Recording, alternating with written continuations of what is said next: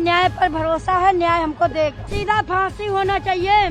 तो Unnao rape case में सजा याफ्ता पूर्व बीजेपी विधायक कुलदीप सेंगर को सुप्रीम कोर्ट से बड़ा झटका लगा है। सुप्रीम कोर्ट ने पूर्व विधायक कुलदीप सेंगर को राहत देने वाले दिल्ली हाई कोर्ट के फैसले पर रोक लगा दी है। कोर्ट ने यह भी कहा कि आरोप गंभीर हैं, इस अपराधी को किसी भी मामले में जमानत नहीं मिलनी चाहिए।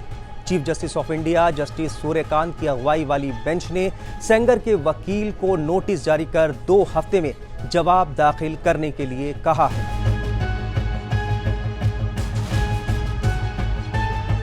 सुप्रीम कोर्ट में इस मामले की अगली सुनवाई अब 4 हफ्ते के बाद होगी। सुप्रीम कोर्ट ने सुनवाई की शुरुआत में ही ये साफ कहा कि हम फिलहाल हाई कोर्ट के आदेश पर रोक लगाने के पक्ष में हैं और बहस सिर्फ स्टे के मुद्दे पर ही होगी। कोर्ट ने कहा कि सेंगर दूसरे मामले में जेल में बंद है, स्थिति अजीब है। सुप्रीम कोर्ट ने कहा कि आज इस मामले पर अंतिम फैसला नहीं कर रहे हैं। कुलदीप सेंगर के वकील ने हस्तक्षेप की इजाजत देने की अपील की।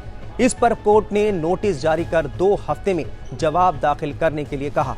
सुप्रीम कोर्ट ने यह भी साफ कर दिया कि सेंगर को रिहा नहीं किया जाएगा। सुप्रीम कोर्ट के आदेश के बाद पीड़िता की मां ने खुशी जाहिर करते हुए कहा कि सेंगर को फांसी होनी चाहिए। फैसले के बाद वो बेहद भावुक नजर आई। सुप्रीम कोर्ट ने जो स्टे लगाया हाई कोर्ट पे, आप खुश हैं? हम खुश हैं सुप्रीम कोर्ट पर, धन्यवाद। केवल 2 जजों ने मेरे साथ गलत किया था, आज सुप्रीम कोर्ट ने मेरे साथ बहुत अच्छा किया। एक अपना पति खोए बैठी है वो इंसान, उसके बच्चों को हिसाब मिलना चाहिए। लगता है कि आजीवन कारावास बरकरार रहेगा अब जब सुप्रीम कोर्ट ने स्टे दिया है, आगे जब सुनवाई होगी? नहीं, सीधा फांसी होना चाहिए। मेरे जितने पति हत्यारे हैं सबको फांसी होना चाहिए। सारे बाहर घूम ही रहे हैं। सुप्रीम कोर्ट ने जब हमको भरोसा है तो सुप्रीम कोर्ट पर भरोसा है, हमको न्याय मिले। सुप्रीम कोर्ट का हम धन्यवाद कर रहे हैं। चीफ जस्टिस ऑफ इंडिया ने इस मामले में सुनवाई के दौरान कहा कि सेंगर को न्यायपालिका की ओर से ही दोषी ठहराया गया है। पीड़िता के वकील ने कहा कि पीड़ित परिवार अब भी खतरे में है।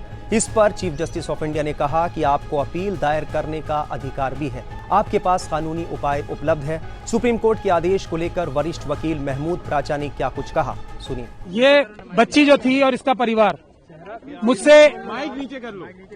मुझसे ये रोज पूछ रहा था कि क्या अब हम अगले 5 मिनट जिंदा रहेंगे या नहीं रहेंगे। अब कम से कम मैं इन्हें ये बता सकता हूं कि आपके पास अभी बहुत छोटी सी रिलीफ मिली है। बिल्कुल हमें इसको विक्ट्री नहीं कहना चाहिए, मैं इसको विक्ट्री नहीं कह रहा हूं, ये विक्ट्री नहीं है। ये एक छोटा सा सांस लेने का मौका विक्टिम और उसको परिवार को मिला है। इसके अलावा इस फैसले को मैं कुछ भी नहीं देख सकता, क्योंकि जो सीबीआई ने जो स्टैंड लिया है, जो हमें डर था वही किया उन्होंने। बहुत लिमिटेड पॉइंट पे स्टैंड लिया है उन्होंने, और जो हमारे सबसे मजबूत ग्राउंड थे उनको रेज ही नहीं किया, जो जजमेंट में भी मौजूद हैं। और अगर सीबीआई के पास तो हमारी रिटर्न सबमिशन भी मौजूद थी ना, जो हमने हाईकोर्ट में फाइल की थी, ना उन्होंने हमसे कंसल्ट किया ताकि हम उनकी पिटीशन बेहतर बनाने की कोशिश करते, ना उन्होंने हमें पार्टी बनाया और कोशिश ये की कि हमें लास्ट मोमेंट तक उनकी जो एसएलपी फाइल है वो भी ना मिले। तब आज भी, लेकिन मैंने आपको पहले भी कहा है, इस बच्ची और इसके परिवार के खिलाफ इतने ज्यादा अत्याचार हुए हैं, इतने ज्यादा सबूत मौजूद हैं कि अगर इतनी सी भी बात की जाएगी ना तो कोई भी जज, कोई भी अदालत इस बच्ची के ही पक्ष में फैसला देगी।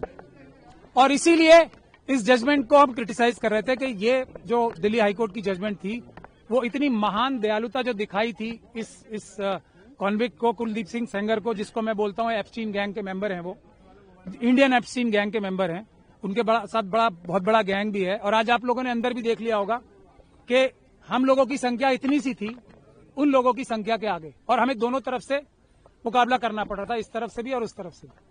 तो टेक्निकल ग्राउंड पे आज कोर्ट ने फिर भी हमें मेन मेरिट्स पे सुनने का मौका, सुनवाई करने का मौका नहीं दिया, क्योंकि हमने ये कहा था कि जो सीबीआई ने बोला है वो टिप ऑफ द आइसबर्ग है।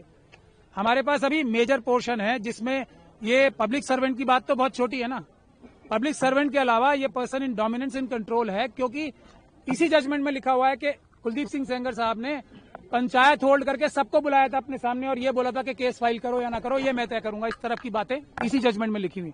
तो हमें ये भी बोलने का मौका नहीं मिला, हमें ये भी बोलने का मौका नहीं मिला कि जो दूसरा मेजर इश्यू है जिस वजह से ये सस्पेंशन दी गई थी, तो वो इसलिए दी गई थी कि सिर्फ 7 साल की मिनिमम सजा है। अब जब मिनिमम सजा इतनी है तो इसको छोड़ देना चाहिए। ये एक ग्राउंड था जो हम चैलेंज करेंगे भी, अभी क्रिटिसाइज भी करेंगे। तो मैक्सिमम पनिशमेंट देखी जाती है ना, ये कोर्ट कोई भी हाई कोर्ट ये फैसला तभी दे सकती है जबकि वो डिटेल में फैसला दे कि इसमें मिनिमम पनिशमेंट से ज्यादा दी नहीं जा सकती। हम ये भी नहीं बता पाए, मैं भी आपको 3-4 पॉइंट ही बता रहा हूं। हम ये भी बताना चाहते थे कोर्ट को कि जो थ्रेट परसेप्शन की बात की है वो बिल्कुल परवर्स है। इस बच्ची के तो पिता को मारा गया, इस बच्ची के साथ रेप, गैंग रेप किया गया, इस बच्ची के वकील को मारा गया, इस बच्ची के मौसी चाची को मारा गया। उसके बाद भी जब अपील चल रही थी उस दौरान भी जब सिक्योरिटी विड्रॉ करा ली सेंट्रल गवर्नमेंट और स्टेट गवर्नमेंट के बड़े बड़े वकीलों ने यहाँ पेश होके, तब भी 2-2 एफआईआर कराई। तो हम ये भी बताना चाहते थे कि ट्रायल जो हाईकोर्ट थी, ऑनरेबल बेंच ऑफ हाईकोर्ट जो थी, उसने ये भी कंसीडर नहीं किया कि जैसे ही सिक्योरिटी विड्रॉ हुई हमले शुरू हो गए। तो हम ये भी बताना चाहते थे कि थ्रेट परसेप्शन ऐसी नहीं होती कि अंदाजा लगा के ये कह दिया जाए कि फ्यूचर में अटैक नहीं होगा, इसके ऊपर कोई हमला नहीं होगा क्योंकि सीआरपीएफ है, इसलिए किसको कोई खतरा नहीं है। माँ को तो खतरा है। फैसले को कैसे देखते हैं आप? मैंने आपको बताया ना, ये मरते हुए नहीं, जो इसको जीत कहेगा वो जो जीत कहेगा इसको वो धोखा देगा देश की जनता को भी और पूरी न्यायिक व्यवस्था को। सबसे बड़ा धोखा होगा अगर इसे जीत बोला जाए। मेरी बात सुन लीजिए, ये जीत नहीं है। जीत क्या है? इस बच्ची की क्या जीत होगी? इस बच्ची को दर की ठोकरें खानी पड़ रही हैं। इतने छोटे छोटे 2 बच्चे हैं उसको कल मार दिया जाएगा, परसों कोई सिक्योरिटी नहीं है। इस बच्ची का क्या जीत होगी? इसके पिताजी की हत्या कर दी, इसकी माताजी को विधवा कर दिया, इस बच्ची की जीत कहाँ होगी? अब इसके वकील को मार दिया गया, इसकी मौसी चाची को मार दिया गया और ये सड़कों पे दर भटक रही है, इसकी जीत होगी क्या? उन्नाव की रेप पीड़िता के लिए लगातार आवाज उठा रही योगिता भयाना ने सुप्रीम कोर्ट का आभार जताते हुए इसे पीड़िता की जीत बताया है। मुझे खुशी है, मैं सत्यमेव जयते ही बोलना चाहूँगी और मैं चाहती हूँ कि हमारे देश की जिस जनता का सहयोग रहा इस बिटिया के साथ, आप लोगों का तो सबसे ज़्यादा सहयोग रहा, मीडिया बंधुओं का तो सबसे ज़्यादा सहयोग रहा और डे 1 से आप लोग सपोर्ट कर रहे हैं इस पीड़िता को, उसकी वजह से। और स्पेशली सुप्रीम कोर्ट ने भी बहुत सेंसिटिविटी से इसको डील किया है, हमें इस चीज़ को अप्रिशिएट करना चाहिए। हाई कोर्ट का ऑर्डर बहुत गलत था और सुप्रीम कोर्ट ने इस बात को समझा और ना कि समझा, एक कदम आगे बढ़कर बहुत सारे पॉइंट्स उन्होंने बताए हैं जो कि आपसे शेयर कर लिए जाएंगे। और मुझे लगता है ये सिर्फ इस पीड़िता की जीत नहीं है, उस हर पीड़िता की जीत है और उस महिला की जीत है, उस बेटी की जीत है जो अपने न्याय की लड़ाई को छोड़ देती है या वो सोचती है कि हमें न्याय मिलेगा ही नहीं तो हम रिपोर्ट ही नहीं करते। तो अब रिपोर्टिंग होएगी और हमारी बेटियों में जो आश्वासन आएगा कि हाँ, हमें अगर हमारे साथ कुछ गलत होता है तो हमें इसको बताना है। सुप्रीम कोर्ट ने बहुत सेंसिटिव स्टैंड लिया है इस बार, मैं बहुत खुश हूँ और मैं बहुत आभारी हूँ और पीड़िता भी आभारी है और आप सभी का सहयोग। पीड़िता को सुरक्षा मिलनी चाहिए। पीड़िता को ऑलरेडी सुरक्षा मिली हुई है, उसके पूरे परिवार को नहीं मिली हुई है, पर अब अभी मांग करेंगे जो उनके साथ जुड़े हुए लोग हैं उनको भी सुरक्षा मिलनी चाहिए, हम पूछेंगे। इससे पहले सेंगर को राहत देते हुए दिल्ली हाई कोर्ट ने सजा निलंबित कर दी थी। दिल्ली हाई कोर्ट ने सेंगर को जमानत भी दे दी थी। दिल्ली हाई कोर्ट के फैसले को सीबीआई ने सुप्रीम कोर्ट में चुनौती दी थी। सुप्रीम कोर्ट में सीबीआई की याचिका पर आज सुनवाई हुई।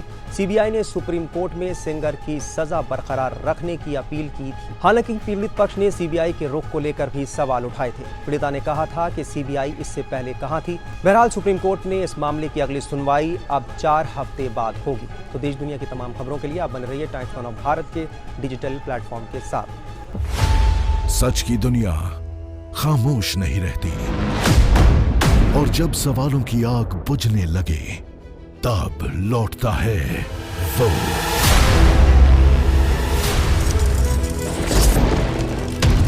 और गूंजती है जनहित की आवाज।